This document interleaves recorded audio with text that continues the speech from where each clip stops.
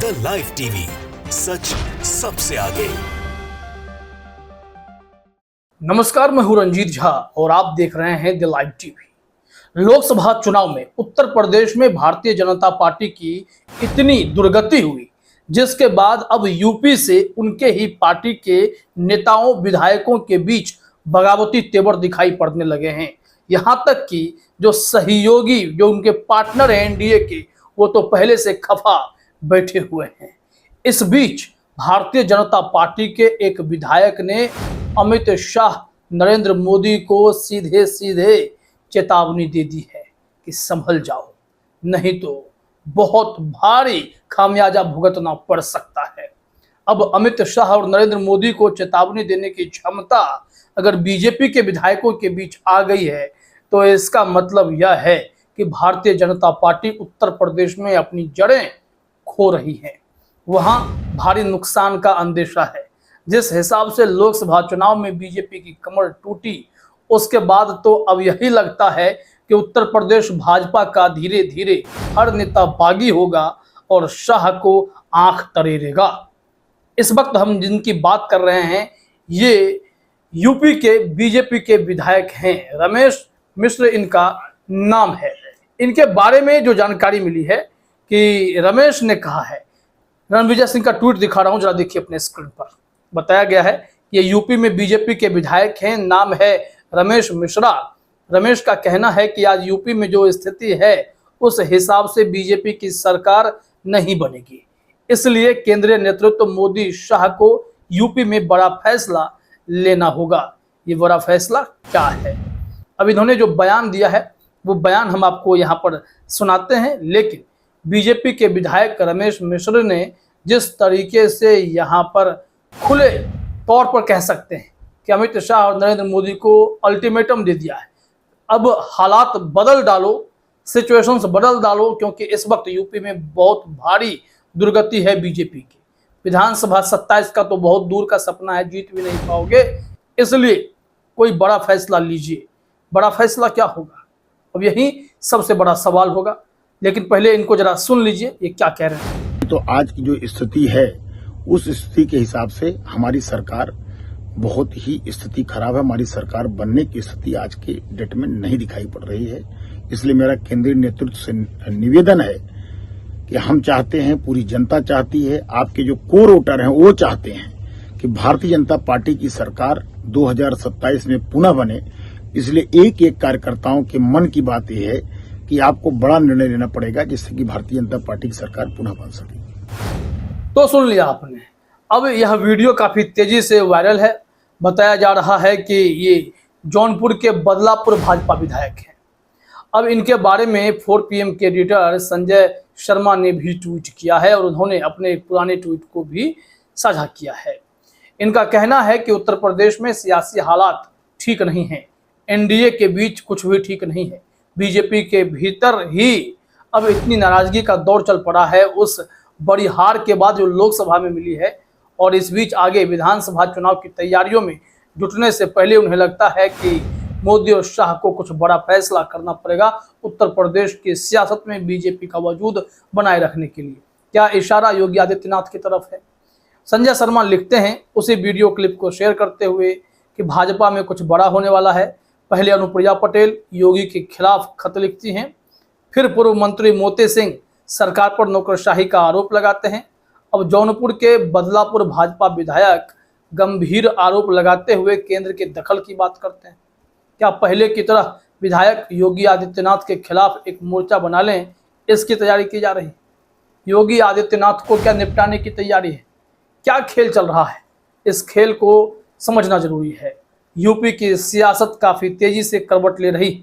ऐसा लगता है कि वहां पर अब कहीं ना कहीं बीजेपी को भारी नुकसान का सामना करना पड़ सकता है आने वाले कोई भी चुनाव हो। अभी तो 10 सीटों के उपचुनाव के नतीजे भी बहुत कुछ साबित कर देंगे। लेकिन संजय शर्मा ने जो भी तर्क रखे हैं, उससे तो साफ लगता है कि इस वक्त ये जो विधायक जी बयान दे रहे हैं, इस बयान में दम है। और ये कहीं ना कहीं भारतीय जनता पार्टी के लिए भी अंदर से मिर्च लगाने जैसा है कि रमेश बाबू जो कह रहे हैं ये क्या करने वाले हैं? क्या वाकई में ये अल्टीमेटम ही दे रहे हैं?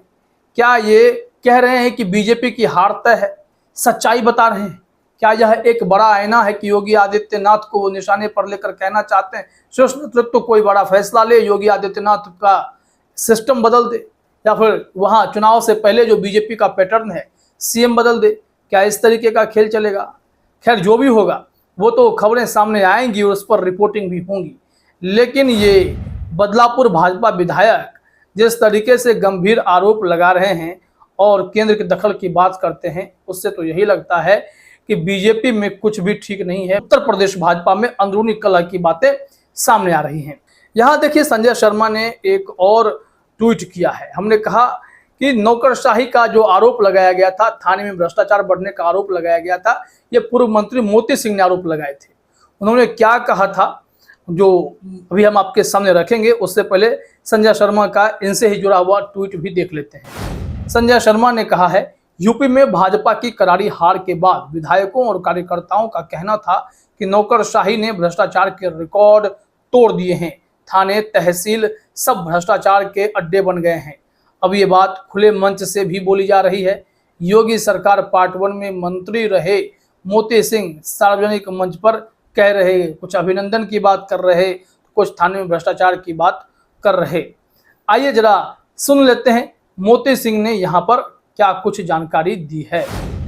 हमें कहने में संकोच भी नहीं, मेरे 42 वर्ष के राजनीतिक जीवन में तहसील और थाने का ऐसा भ्रष्टाचार न सोच सकते थे न देख सकते थे, वो अकल्पनीय है। आप जा रहे मोटरसाइकिल पकड़ ले रहा है, घर में आपने एक बल्ब ज्यादा जला लिया, एक थाना हमने खोल दिया है, आपके लुटेरे की तरह हमें लूट ले रहा है, धमकी दे रहा है, 135 का मुकदमा लिखा रहा है, हम अपराध न करें, हम अपराधी हो गए, कोई हम हाथरस के बाबा हैं। तो सुन लिया आपने, इसका मतलब साफ है कि उत्तर प्रदेश में अनुप्रिया पटेल ने खुले तौर पर चिट्ठी लिख दी थी।